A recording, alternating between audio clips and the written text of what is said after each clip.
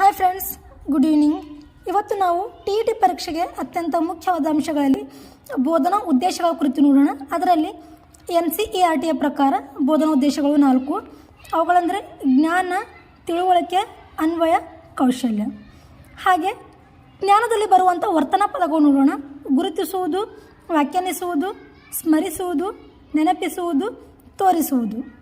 ತಿಳುವಳಿಕೆ ಇದರಲ್ಲಿ ಬರುವಂಥ ವರ್ತನಾ ಪದಗಳು ವಿವರಿಸುವುದು, ವಿಶ್ಲೇಷಿಸುವುದು, ವಿಮರ್ಶಿಸುವುದು, ಶೋಧಿಸುವುದು, ಕಾರಣ ನೀಡುವುದು, ವ್ಯತ್ಯಾಸ ಬರೆಯುವುದು, ಹೋಲಿಕೆ ಮಾಡುವುದು, ಪರಿಶೀಲಿಸುವುದು, ಭಾಷಾಂತರಿಸುವುದು, ವರ್ಗೀಕರಿಸುವುದು, ತೀರ್ಮಾನಿಸುವುದು, ತಾಳೆ ನೋಡುವುದು, ಉದಾಹರಣೆ ನೀಡುವುದು.